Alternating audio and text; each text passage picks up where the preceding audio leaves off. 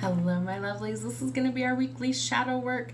I'm going to start with conversations with our inner self. Remember, as always, with all readings, take what fits, leave the rest.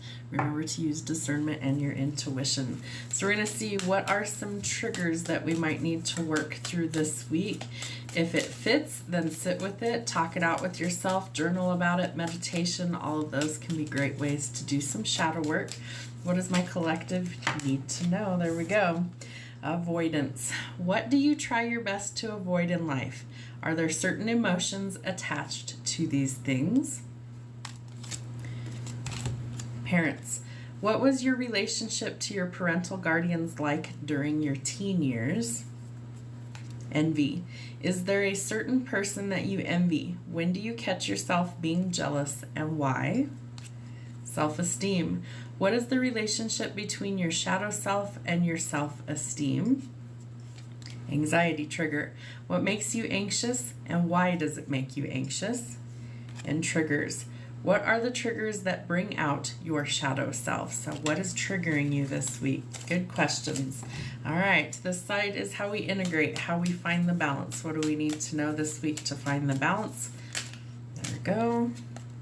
A bunch. Okay. Communication. How can understanding your shadow self improve your communication? Daydreams. What do you love to do or daydream about, no matter how silly or irrelevant that it feels to you now? Creativity. How can you channel your shadow self in creative activities? That's a great one. Rejection. How have you experienced rejection, and how can you show rejected parts of yourself love and acceptance? Defining moments.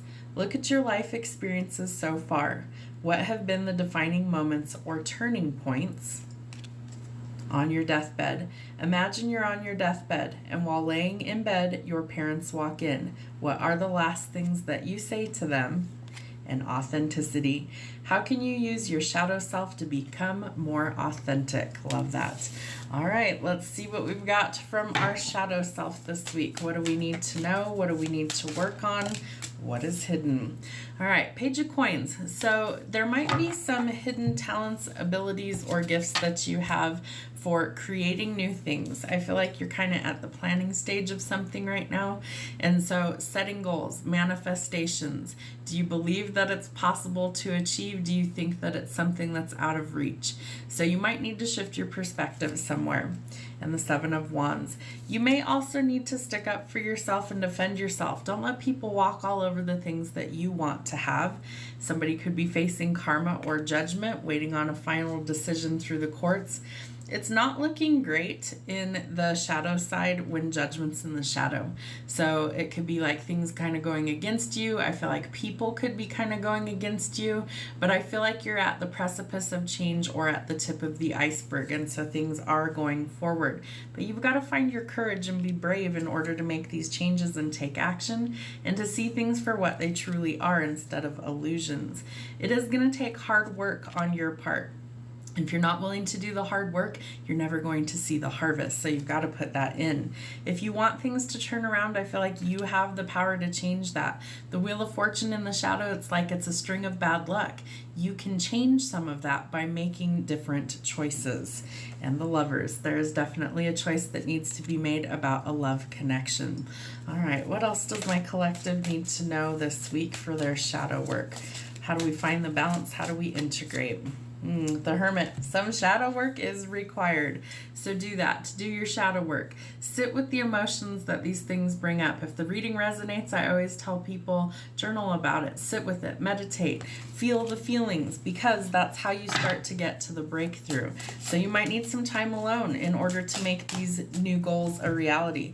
You might need some time alone to really think about things, to brainstorm, to come up with a plan, a creative way of action in order to transform what what isn't working, the string of bad luck or the judgments coming against you. How can you transform the energy this week? How can you go through the process of defending yourself and what it is that you want?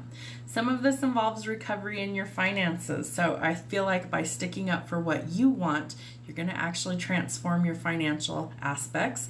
I also feel like this is a period of recovery for you. So by doing the shadow work, you start to heal some of these wounds and traumas that maybe you've carried a long time.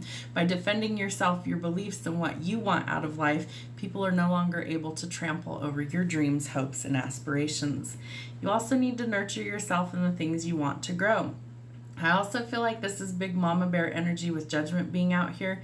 You may actually be defending yourself or others. You might have to stick up for other people, but you also need to find like a soft place to land is what Spirit's giving me. So maybe you need to connect with your mother figure. Maybe it's somebody who is that soft place to land that you actually need to connect with. And we have the Empress as well. Could be your divine counterpart. Some of you are on the twin flame journey that watch my videos. It could be somebody that, is in that nurturing, loving, protective energy. I also feel like someone wants to take action towards their divine counterpart. You're going to have to find your courage in order to do so. If you're sitting there in weak energy, that's not going to resonate with the Empress. She's looking for her divine counterpart as well. So you're going to have to match the energy to get there. Part of that is doing the healing, doing the shadow work, and overcoming all of the obstacles that are holding you back from being your true, authentic self. There is an unexpected offer coming, but make sure that it is on the up and up. Make sure everybody's on the same page, that there's no deception and no illusions. Make sure that you're not under somebody's spell, and when that wears off, you see the truth for what it is. Make sure that you see that in the beginning. All right.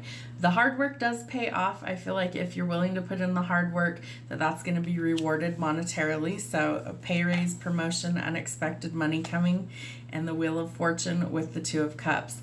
I feel like things are starting to transform in your situation. So really going towards a commitment that's healthy. If you've been with things that are toxic, it's not working out, it's a string of bad luck, you're trying to turn things around. The Wheel of Fortune can go either way. It can go against you or in your favor, and it really depends on your choices. So choose wisely. If you're going towards marriage and commitment, make sure this person is well suited for you. Take your time to get to know people. Don't just rush into things, especially commitments like marriage. Those are supposed to be for a lifetime, and a lot of people take that so lightly anymore. Oh, I'll just get a divorce. Oh, I'll just leave, whatever. That's not how it was designed to work. If you're really going to be in a commitment, make sure it's the right person for you. So judge carefully. All right, your final card, the Two of Wands. You are definitely at a planning stage. I feel like you need to really think about the next 9 months of this year and really think about what are your goals. Do you want to travel? Do you want to relocate? Are there some goals that you need to achieve in order to get to the next level? You could also be seeing 2-2 back to back, or 2-2-2. You have the Two of Cups and the Two of Wands back to back here. So I feel like mirrored energy is something that I'm also seeing in your reading. I also feel like you have a choice to make, maybe potentially between a divine counterpart and someone else. Maybe it's whether you go towards your future with or without somebody. Maybe you're in an existing relationship and there's been a lot of drama and a lot of really negative things, and you're deciding whether this is what you really want long term or whether you go solo. So you've got a lot of things to weigh. I feel like you really need to kind of see the writing on the wall for what it is. Go towards the things that bring you peace and happiness, the things that make you feel fulfilled. You do need some time alone to really contemplate your next move in this situation, and you really need to choose from your intuition, your gut instincts. Don't rush into anything. I feel like that's kind of what got you into this to begin with. And if there's any sort of deception, I also feel like that's going to be revealed. You have judgment out here. Karma is going to be dealt. Keep your hands clean, go towards the things that bring you peace and happiness, and walk away from the things under this weekend's eclipse and full moon that you need to leave behind. It's coming up for review. We're entering Mercury in retrograde. Same thing. Things from the past. Do you wish to continue, or do you wish to finally drop that baggage and go towards something new? You have some choices to make. Trust yourself. Have a great week. We'll see you soon.